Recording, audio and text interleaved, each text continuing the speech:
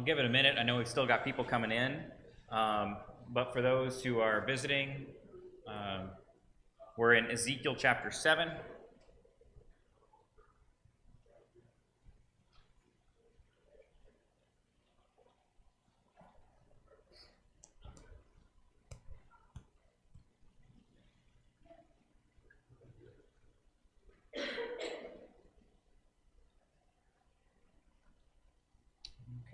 Ezekiel chapter 7, we'll be there in just a moment. So we're going to be doing this lesson tonight and Wednesday, and then if everyone's healthy in my family, we will be out of town for the next Sunday and Wednesday, but Rick will be covering the next lesson, which is chapters 10 through 12. But we'll be doing chapter 7 mainly tonight, and then 8 and 9, I think, on Wednesday. Okay, let's go ahead and go to God in prayer, and then we'll start just by reading some from Ezekiel 7. Father in heaven, thank you for today. We thank you for a warm, safe place to study and worship. We're thankful for your word, which, though sometimes tells us some frightening things about punishments and judgments in the past, also reminds us of your holiness and the truth of your word. That reminds us that when you say something is going to happen, it does. And it happens in the way that you do, in the timing that you have planned. We do pray that you will deal with the problem of evil in this world and deal with the problem of pain, but you'll do it in such a way that as many people as possible can be saved. We believe that to be what you want, and we want that to be our will as well. It's in Jesus' name we pray. Amen. All right, so just briefly to catch up, Ezekiel is a prophet who used to be a priest, but he's a priest separated from the temple. God chose him to see some crazy visions, some visions of God's majesty and glory. He actually made it so that whenever God was not talking to him, his tongue was as if it was stuck to the roof of his mouth. He couldn't talk, but then God would give him a message, and then he'd open up and he'd say. So literally every time he opened his mouth, it was for God's purposes, and then he was silent in between. Now, we learned that God also had him do some reenactments, or not reenactments, but enactments of what's going to happen in the future. He had to demonstrate what it's going to look like, that Jerusalem is going to have a bad siege against it, that most of the people are going to be either killed or die by plague or be scattered, even killed by wild beasts, some of them. All of these things, as harsh as they sound, were in fulfillment of the curses of the law. If you don't keep the law, then this will happen. And so we talked about that over the last couple of times. And we also focused in chapter 6 that their main sin, and you're really going to see this all throughout the first 34 chapters, their main sin is idolatry. Putting other gods before the God of heaven. And perhaps even trying to blend the two worships. And you just can't do that. God is a jealous God. And we're going to see more of that over the next couple of chapters here. So that being said, I'm going to start reading verse 1 of chapter 7. Moreover, the word of the Lord came to me, saying, As you, son of man, thus says the Lord, God to the land of Israel, an end. The end is coming on the four corners of the land. Now the end is upon you. I'll send my anger against you. I'll judge you according to your ways. Bring all your abominations upon you. For my eye will have no pity on you, nor will I spare you, but I'll bring your ways upon you, and your abominations will be among you. Then you will know that I am the Lord. Thus says the Lord God, a disaster, a unique disaster. Behold, it is coming. An end is coming. The end has come. It is awakened against you. Behold, it has come. Your doom has come to you, O inhabitant of the land. The time has come. The day is near. Tumult rather than joyful shouting on the mountains. Now I will shortly pour out my wrath on you, spend my anger against you, judge you according to your ways, bring on you all your abominations. My eye will show no pity, nor will I spare. I will repay you according to your ways while your abominations are in your midst. Then you will know that I, the Lord, do the smiting. Behold the day, behold it is coming. Your doom has gone forth, the rod is budded, arrogance has blossomed, violence has grown into a rod of wickedness. None of them shall remain, none of the people, none of their wealth, none of anything eminent among them. The time has come, the day has arrived, let not the buyer rejoice or the seller mourn, for the wrath is against their multitude. Indeed, the seller will not regain what he sold as long as they both live, for the vision regarding their multitude will not be averted, nor will any of them maintain his life by his iniquity. So what is coming on the land? He repeats it and over again. What is it? Yep, anger of the Lord. That's a good way to put it. How else does he describe it? The end, right? So, in our culture, we would think someone's kooky out there, right? Standing with a sign, the end is near. You see it on college campuses, on street corners, sometimes in a big city. The end is near, something's going on. And in the middle of when life is all good and everything's good for people, they don't want to hear that the end is near. And they almost don't believe it. But that is the message. One thing I did not ask in this question, but I want you to notice, whose fault was it? You should have noticed the pronouns.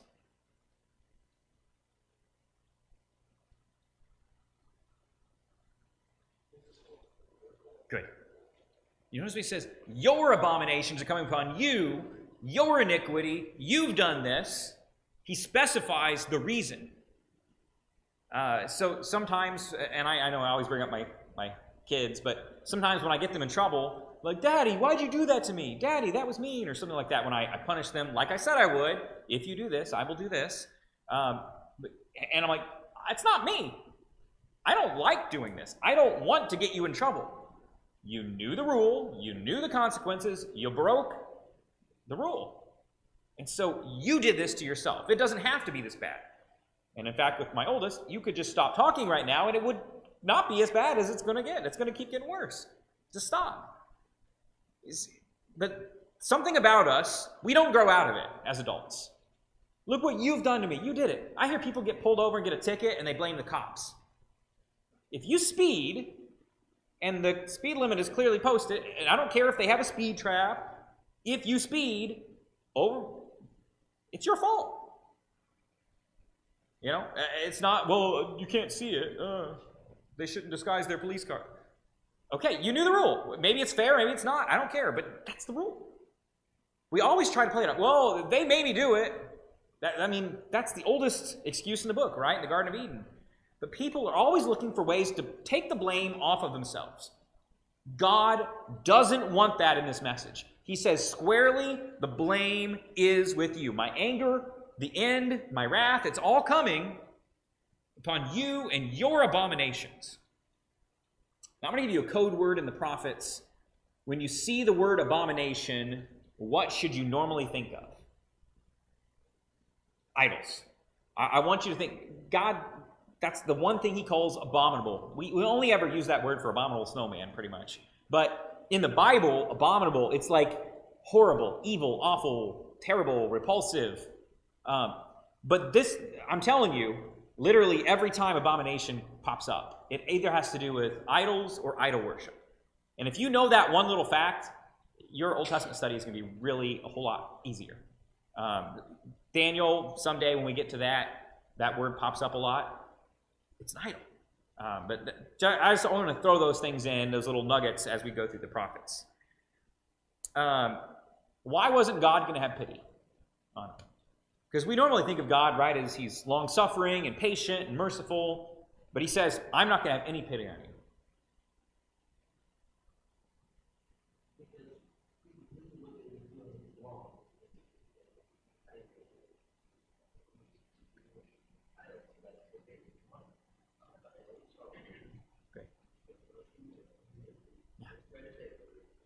This wasn't accidental. They knew better. God always treats someone who is ignorant and does wrong differently than someone who knows better and does wrong. Randy?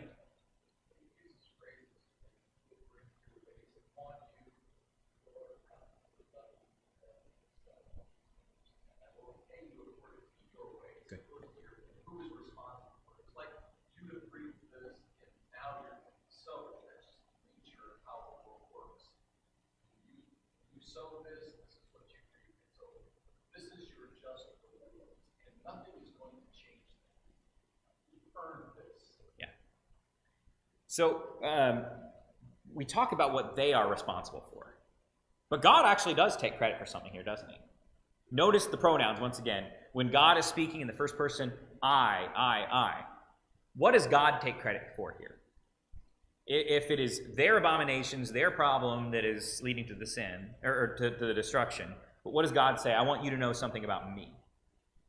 I would pay you a number of times. So it's definitely kind of a law of harvest, cause and effects with that. Good. So yeah, he is the one that gives you what you deserve. He is justice. He is vengeance. All those sorts of things. Randy? In verse 9, I will be smiting.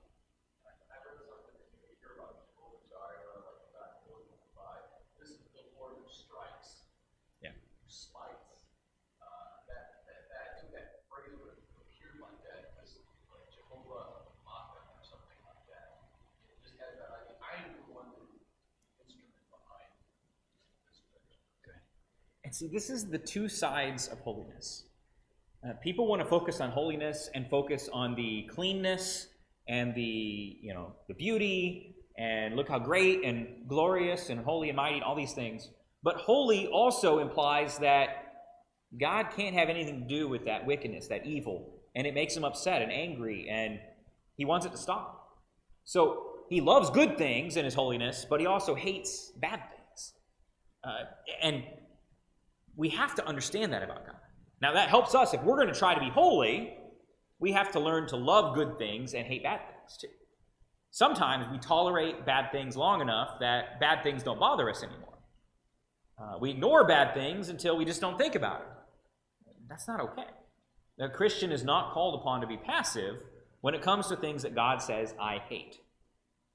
Now, remember, their idol worship, not only was it mocking to God, saying that these manufactured, invented idols had any sort of a power, but oftentimes the worship involves some pretty horrible things, whether it be greed and getting wealthy off the backs of poor, desperate people. They had all sorts of tricks they would do to make money off of the worshipers.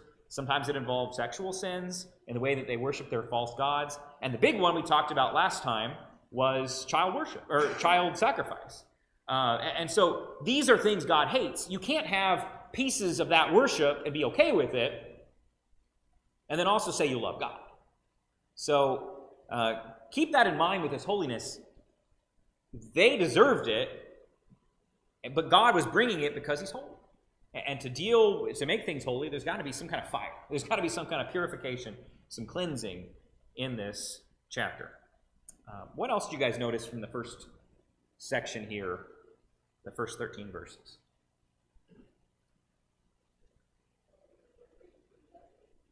Good.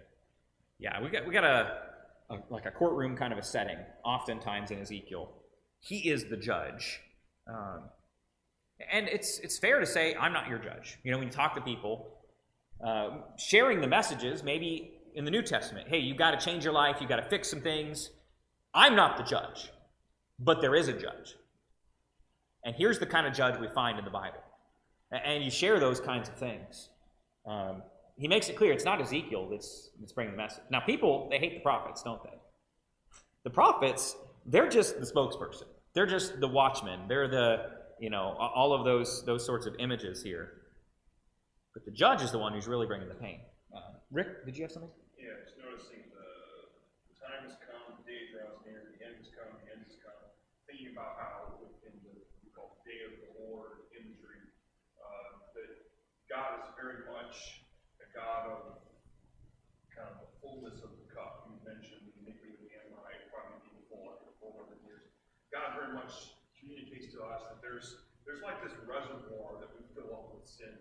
And when a nation reaches that boiling point, tipping point, God says, okay, it's time. Yeah. And it's a sobering thing to realize that the world as a collective has that sort of, and all the nations of the world, including ours, have that same type of reservoir that's being filled up with sin and evil. It's just sobering to know that God measures everybody. It's not just lost to him all the evil that goes on, all the unrighteousness that vexes us. He's paying attention. And hopefully we're paying attention to not trying to be predictors of the end of a nation, but just simply recognizing that we've got a responsibility to try to fill the world with some salt and some light and some positive, try to offset some of that. Yeah. Because the iniquity of the American will one day be full, so to speak. Yeah. That image is super common in the prophets, Isaiah, Jeremiah, some of the minor prophets as well. The idea that you get what's coming to you. And as a nation, they get what's coming to you. And I like what you said, that while we do not know the day nor the year of what's going to happen to America, and I'm not here to be a doomsayer, I think there's a lot of things good going for our country, especially as compared to other places in the world. There will come a day that if sin is not largely repented of, and if the direction of the country keeps going a certain way, God will get fed up and say, I'm done with you. And he's done it for all of history with nations. And look at the things that get them destroyed, and then start adding up, what are some things that are going on in our culture today, right? Taking advantage of the innocent, taking advantage of the poor, and the disregard for innocent life, all sorts of things like that. Putting other things before God, greed, idolatry. Those sorts of things are what eventually will get a nation judged. And so God will reach a point, and we get it, right? There's a certain amount of noise that you tolerate, and whether that be in your own household, whether that be your neighbor's party, there's a certain amount you're like, okay, maybe it bothers me, maybe it annoys me, but there's some point and you're like, the neighbors are so loud, I'm calling the cops. That's out of hand. You know, we understand there's a tipping point. Your kids, okay, they all fight, they roughhouse, but someone's got a bloody nose and someone's screaming downstairs. Okay, I've got to intervene. Like, everyone has a point, and you're like, it's done. I'm stepping in. This is the point. God's like, I'm here. I'm done. It's punishment time, right? Now, there's an interesting image. Did you notice in verse 10? What is that reference to? Because it's a really weird way to me, I think, to use the reference in verse 10. Good. So, why did Aaron's rod bud back in the early part of the Old Testament? Can someone kind of just briefly summarize that story? Randy?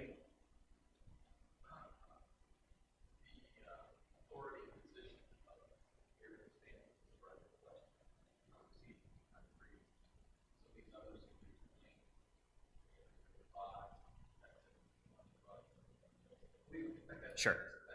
Yeah.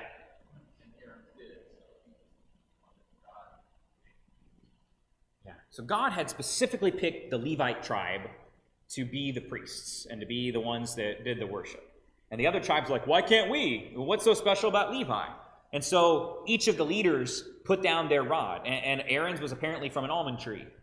And its dead branch has been cut off for long enough to be a walking stick. And God makes it sprout. And he even puts it in the Ark of the Covenant. And this is the symbol that God has chosen the tribe of Levi to lead. God made it clear, this is my Holy One, right? My Holy One who's going to lead. But he uses this image kind of in an interesting way here, doesn't he? Yeah. Yeah, so this is a negative thing. It's like, I'm indicating by these means, your time is up. You're chosen. Now, you're not chosen to be my leading servant, right? Instead, you're chosen to be the one who is doomed. And the signs are all there. The signs are clear. And if you're ignoring it, I mean, and I want to back up. I know there's some people that maybe it's been a while since you studied the prophets, or maybe you haven't studied them ever. So the way that the captivity worked, whenever they were acting up, the southern kingdom is all that's left. The 10 northern tribes have already been kind of wiped out and destroyed. What we got left is that group down in Judah and Benjamin. And the king of Babylon comes and takes a few of their most prominent men, young men like Daniel. And they are smart, they're rich, they're good looking, and he takes them away to be servants. And then a second time, he takes another group of captives, and that includes people like Ezekiel. But Jerusalem is still standing, and a lot of their cities are still there. They just get heavily taxed and have to pay tributes. But Jerusalem is sort of still standing. And some of them might have thought that they still had a chance, that maybe we can escape this thing, even though twice a bunch of their nation has been taken captive. But Jeremiah and Ezekiel both tell them, it is clear there is no coming back from this. And so God is reassuring them that this is going to happen. You are going to be punished. Your time is up. And so he uses what used to be a positive example, that God picked a tribe, to now, okay, God has now picked a people for destruction. And by the way, you think, hey, I made a profit, in the time of siege. You probably could buy and sell, make a profit, because if you have something someone else wants and your city is surrounded and there's not a lot of supplies coming in, you're like, hey, look at this. But war profiteering doesn't work real well whenever everybody gets destroyed, does it? And so that's the point here at the end of this in verses 12 and 13. Do you really think anybody's going to come out ahead? You might have been the only one left who had scraps of food, and you sold it for an inflated price, and you're like, man, look at this, I got all this wealth. You're going down too. The buyer and the seller, nobody's going to benefit here. All are going to suffer in the same way. So any final thoughts through those? I just wanted to kind of bring out the things. Go ahead, Connie.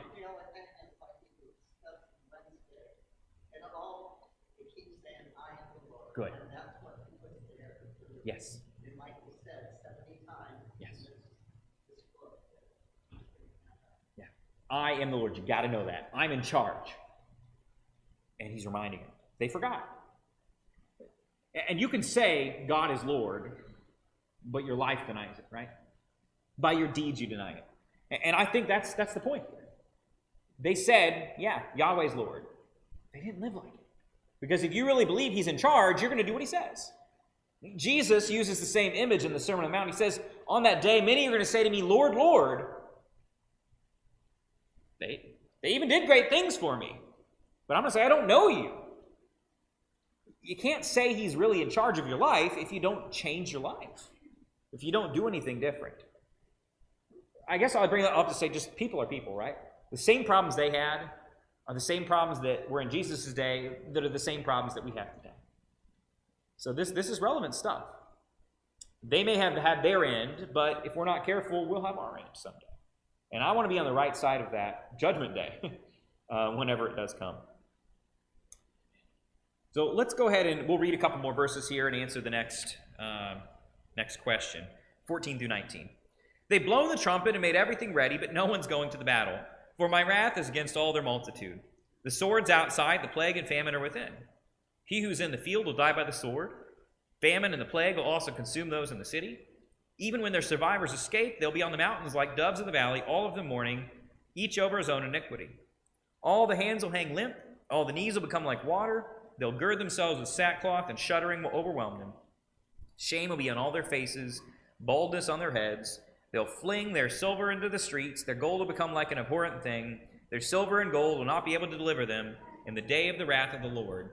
They cannot satisfy their appetite, nor can they fill their stomachs, for their iniquity has become an occasion of stumbling. So, let's actually start with a question I didn't ask in the question sheet. But you can find out from what we just read here what one thing had kept them from being destroyed so far.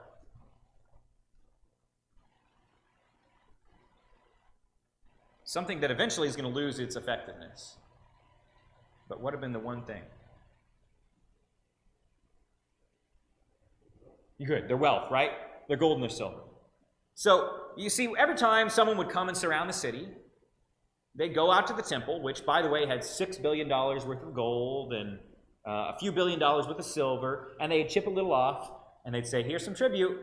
Now, leave us alone. Keep us alive. And you do that often enough, and you replace all your gold with bronze, and people start giving their jewelry. They're like, okay, if you leave us alone and let us go our merry way, we'll give you some jewels and gold and money. But there's going to come a point where money won't save you anymore, right? You see this with like a big-time fraudster, politicians or actors or someone that gets caught in some kind of a financial scheme, Bernie Madoff, that sort of thing, right?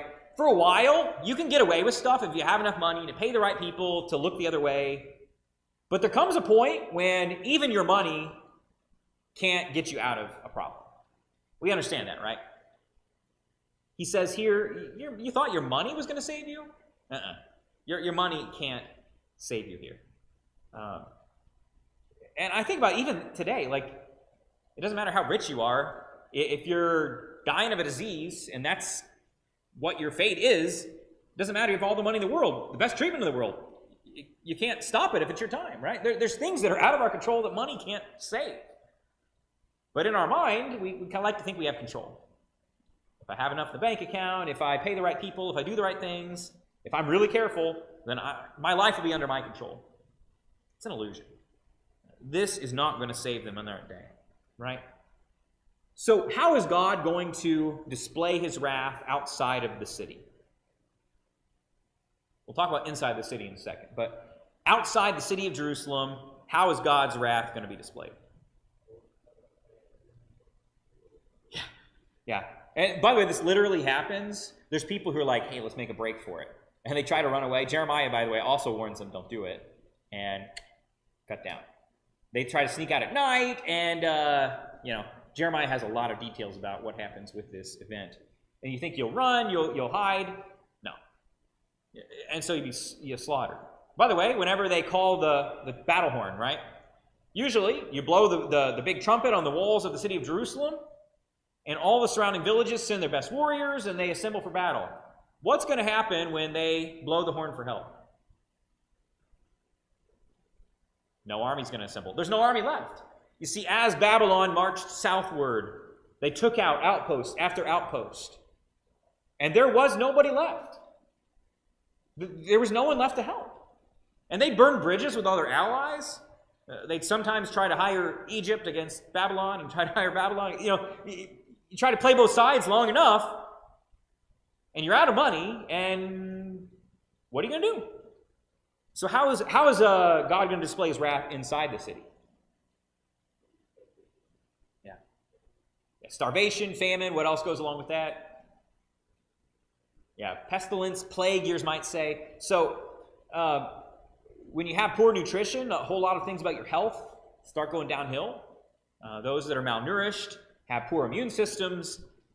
If you're stuck in one concentrated city and everyone's hiding in the city for a long time without proper food and nutrition and sanitation, well, horrible stuff's going to start spreading. And you can't go out and get some fresh air. You can't leave. You can't clean things up. You're trapped in the city. We talked last time, the book of Lamentations will detail a lot of that if you want details of just how bad and disgusting it got. But basically, is there any escaping the wrath of God? No. There is no way out. If you have done something worthy of the wrath of God, in this punishment, you're going to get it. Now, there's going to be a few remnants saved, but it's not because they're so good. There's going to be a few people left because God's own name that he decides to save. But it's not going to be because of their good.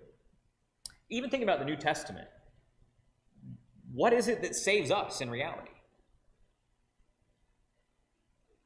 Yeah, Jesus. And we talk about what it is. It's his grace and mercy, right? Grace, and I know I probably say this a lot, but grace is the good gift we don't deserve that we get anyway. And mercy is when I deserve a bad punishment, but God says, you're not going to have that bad punishment. So those two aspects, because of Jesus, we have grace and mercy. But in their day, the only way you're ever going to get out of this is grace and mercy. And it's not going to be because you snuck out at night. It's not because you had enough money to pay someone off. There's no way out of this except grace and mercy. And for most people, that's not going to be the case. It's an ugly situation. And so he talks about the guys who used to ready their hands for the battle. They would have a sword and a shield. Their arms would go limp. It's like, I can't even hold my armor anymore. Maybe they're too hungry. I don't know. Some of the armor to hold it up, if you haven't eaten in days, I don't know, you're ready to fight, right? He says their knees will be limp like water and kind of knocking and stuff like that. Their boldest soldiers will be demoralized, humiliated, defeated. Other thoughts on this section?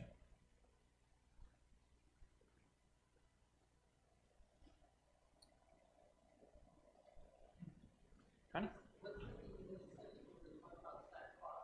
Yes. Okay, when you see the sackcloth and Good. Yeah, so they were a very visibly emotional culture. And if you were sad, you did obvious things, like you'd rip your nice clothes, and under it, you'd put some uncomfortable type of garment, sort of similar to a burlap, sort of a kind of feeling garment. And that would display, I'm not wearing my nice clothes, I'm not getting up and get dressed for the day. Think about somebody who's in really bad depression, that they struggled to get out of bed, and maybe they're in their pajamas all day long, and they don't shower like they're supposed to. And, that's kind of the idea. When you're really sad, you kind of let yourself go. And to them, the Jewish men, they took great pride in their hair and beards. And we even talked about that. They had limitations against what types of haircuts they were allowed to get. And so when you were in utter mourning, a lot of times you'd shave your head and shave your beard, and it'd be kind of a sign of life is rotten, life is awful. They were going to visibly be showing their sadness and their mourning to the world. And this is going to be a very sad situation. Anything else? Go ahead, Lindsay. Yes.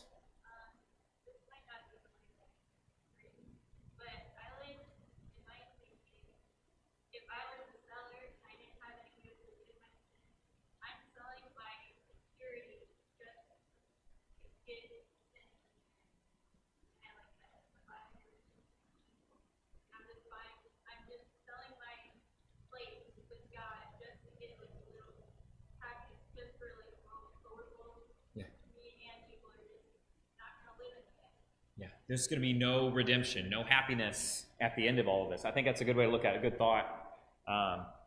So, yeah, thank you for that comment. Yeah, go ahead, Randy.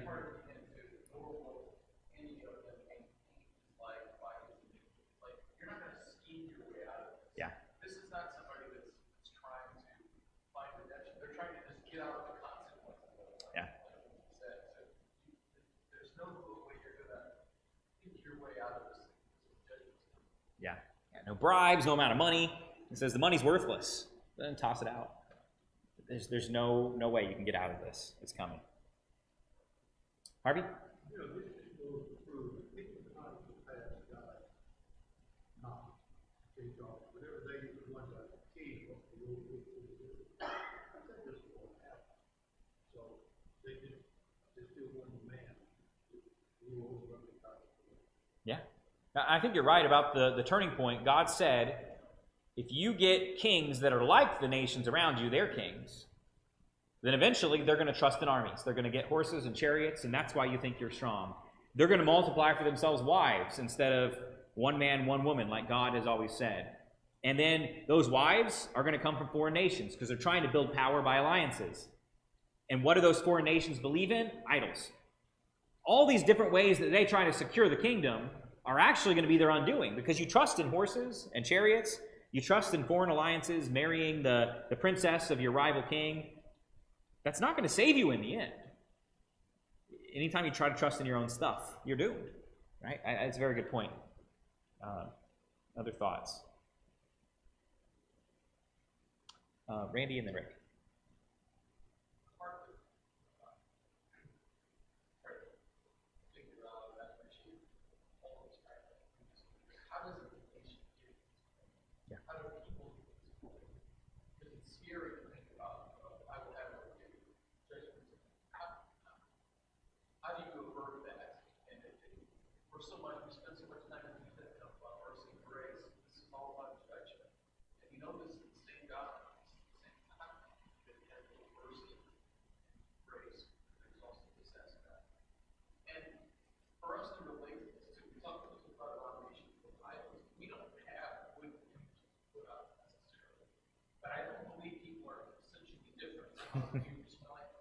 We have idols, we just don't identify them as such. And I kind of wonder, what is my idol, where I'm putting my trust in? Yeah. And whether it is riches, or maybe it's just the things that displace God from his position.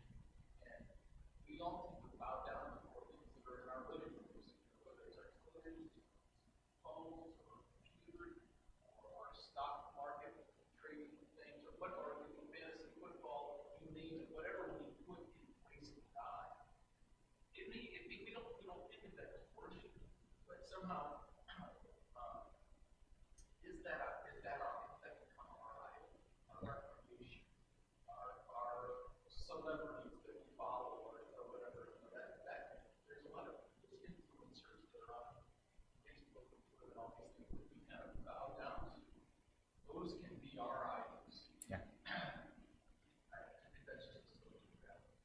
We got to be mindful of where we put our trust. Absolutely. Rick? I was just thinking about nature and compromise. How you look at a nation that was taught and trained in holiness. How do you get to the point where they keep having these issues over and over again? There's a lot to be said for instructing the next generation, obviously, but I think that in our own personal lives, we see the temptations for compromise, for whether it be the sake of peace in our family or peace in our community. Just look at how about on a national scale. This country that has had a lot of biblical principles attached to it for a long time. Those principles get chiseled away with compromise. Well, we want to include these people, want to include this, and there's worthiness in trying to be united to a point, but at what cost? And it's the same thing in any relationship, any family, any church, any nation. What are we compromising? Are we compromising our opinions? That's fine. That's a great thing because none of us are perfect anyway. Are we compromising morals? And are we compromising God and what God's will is? And I don't think the people a lot of times, like when they start worshiping an idol, they thought, "Oh, this is Yahweh." Dan and Bethel, these are just giant statues of Yahweh.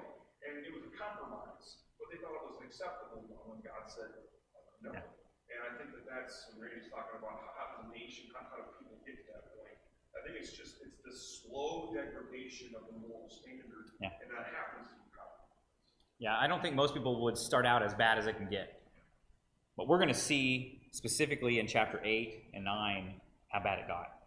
There's going to be ugly pictures of, even in the temple itself, that they're worshiping all sorts of foreign gods. Now, it's been happening before, right? That even when like King Josiah comes in, he has to clean out idols from the temple and stuff like that. But it didn't start there. It starts with compromise. And I think that's a point well made. Go ahead.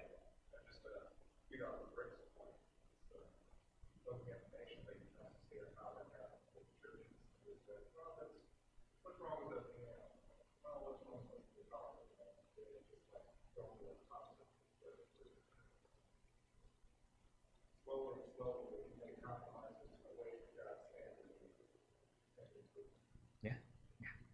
And it's not usually overnight. It's little by little. It's a creep, right? That starts. Other thoughts? Thank you guys for the discussion, by the way, and the work you're putting into this class. It shows. I know you guys are thinking deeply about this, even though it's not the easiest stuff. Let's go ahead and finish reading the rest of the chapter and then talk about that as we're coming to a close here. They transformed the beauty of his ornaments into pride. They made the images of their abominations and their detestable things with it. Therefore I'll make it an abhorrent thing to them. I'll give it into the hands of the foreigners as plunder, and to the wicked of the earth the spoil. They'll profane it. I will also turn my face from them, and they will profane my secret place. Then robbers will enter and profane it. Make the chain for the land is full of bloody crimes, the city's full of violence. Therefore I'll bring the worst of the nations, and they'll possess their houses. I will also make the pride of the strong ones cease, and their holy ones will be profaned. When anguish comes, they'll seek peace, but there will be none. Disaster will come upon disaster, rumor added to rumor. Then they will seek a vision from the prophet. But the law will be lost from the priest, counsel from the elders. Then the king will mourn, the prince will be clothed with horror. The hands of the people in the land will tremble according to their conduct. I will deal with them, and by their judgments I will judge them, and they will know that I am the Lord. There's our phrase, right? Then they will know that I'm the Lord. So, as you look at this, we talk about some of their sins here. What types of sins and attitudes and other things do you see in this section? Go ahead. Yeah, pride. So we focus a lot on the specific sin of idolatry, but behind all of that is to say that I know the right way to do it. It's my way. And that is pride at its very root. And by the way, that's kind of the root of a whole lot of sins, isn't it? So, good. Any other thoughts about what are their real, at the root of it, what are their problems? What are their sins here? Yes. Yeah, pride, arrogance, going together here in these attitudes. There's also, and this is a big one, the violence. Yeah. Shedding this is what you mentioned that earlier. in other places in the Old Testament, God talks about something that's an abomination and to shed innocent blood. And so there always seems to be that connection. The abomination of the idol almost always somehow involves the slaughter, the slaying of innocents. Some are even Baal called to discover entire mounds full of infant bones for the child sacrifice to Baal. And so it's just one of those things that's shocking. And so I think there's probably a connection. Abomination of idols with the shedding of innocent blood. Yeah, the prophets consistently talk about justice, and you find those that are most innocent, the most helpless, the poor, the traveler, the children, widows, people like that are disenfranchised and sometimes even killed for various reasons. And God calls it violence. But even stealing from someone who's poor is also violence, which at one point in the book of Amos, he says, you're so greedy that you pant after the dust on their head. It's like you haven't gotten enough for the poor already that you want to scrape the dust off of them and take that too. So the Bible is full of those types of images and calls it violence to treat other people in such a way. So God's making a chain. What's the chain for? Yeah. You're prisoners. You're doomed. So get the chains ready because there's going to be a lot, right? There's going to be a big punishment here. Bloody crimes and violence, and we're going to deal with it. There's no escaping this. It's like there hasn't been enough chains made. We got to start making some more because they're done. And by the way, who's he moving in? Who's going to move into their house?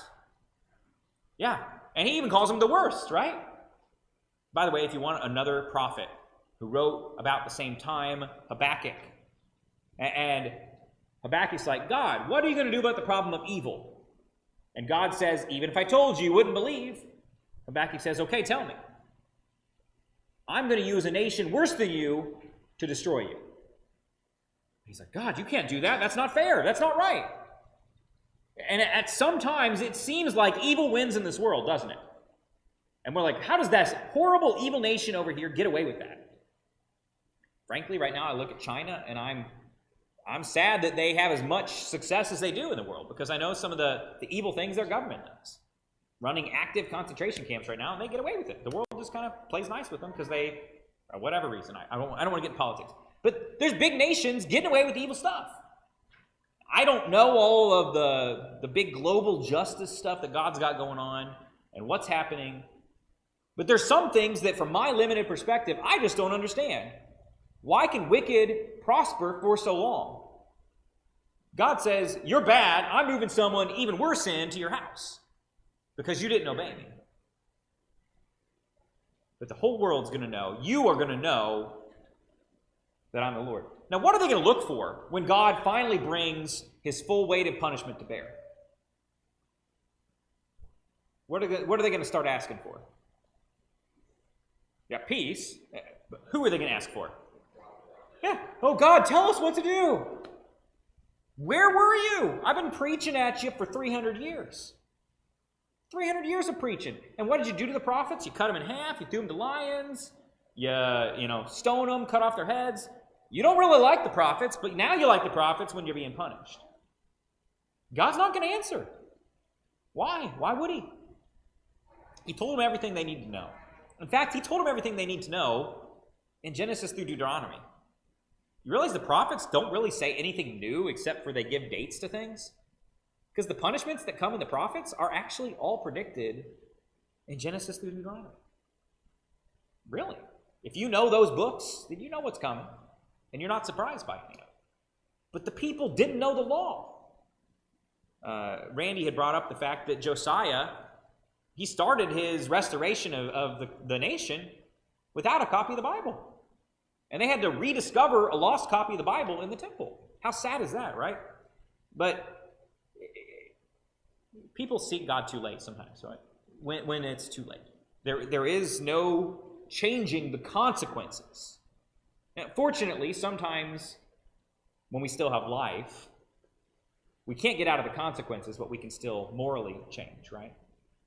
If I've done something that lands me in jail, perhaps I can repent from that. But there's some things you can't come back from. There's some lines, once you cross, you're gone. because death is the result. And at that point, there is no coming back. So it is ugly, and the time to seek a prophet was hundreds of years ago. And the time to listen to a prophet is now, and they're not going to, because they're hard-headed, right? They're stubborn. Any final thoughts on chapter 7? Okay, so we'll talk about the next vision that Ezekiel has in chapter 8. Remember I told you it's weird that Jeremiah, even though he's in Jerusalem, has messages for people in captivity, and Ezekiel in captivity gets messages for people back in Jerusalem. And it's interesting how God does it. We'll talk more about that, chapter 8 and 9 on Wednesday. Thanks, everybody.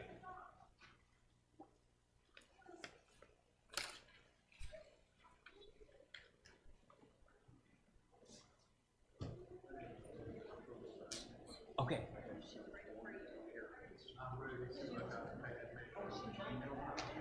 I didn't. I can email them, but I'll specifically email it to you. Yep. Because I have all 13 are all, like, prepared. So, but.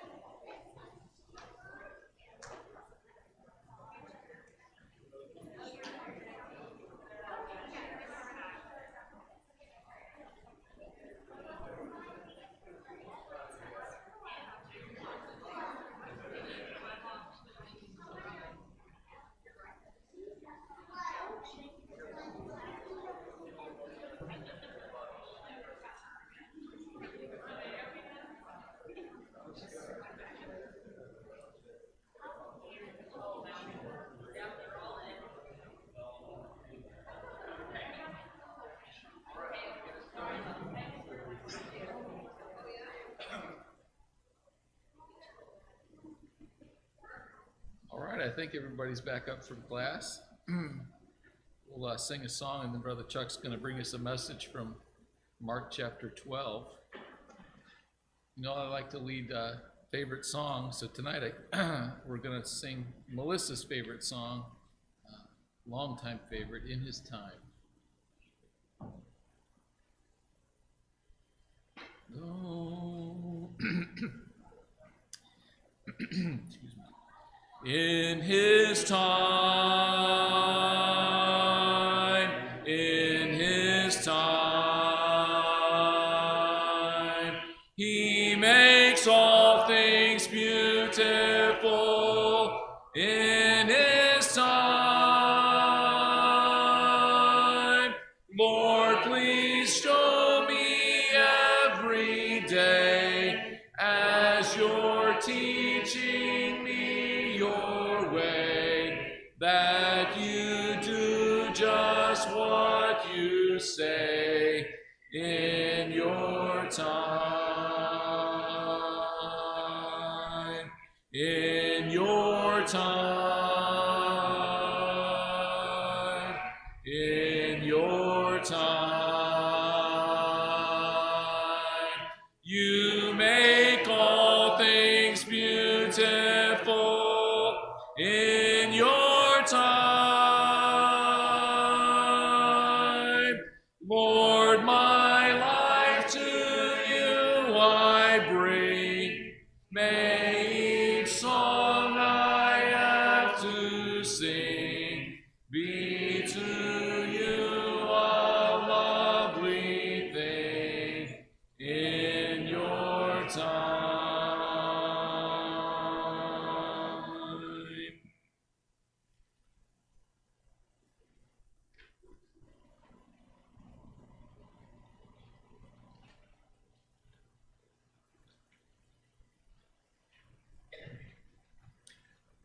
We got a good crowd here this evening as we did this morning, so it's good to have everybody here this evening. Good to be with y'all. Reading comes tonight from Mark chapter 12, verses 28 to 34. Then one of the scribes came, and having heard them reasoning together, perceived that he answered them well, and asked him, which is the first commandment of all? Jesus answered him, the first of all the commandments is, Hear, O Israel, the Lord our God, the Lord is one, and you shall love the Lord your God with all your heart, with all your soul, with all your mind, with all your strength. This is the first commandment. And the second, like it, is this, you shall love your neighbor as yourself. There is no other commandments greater than these.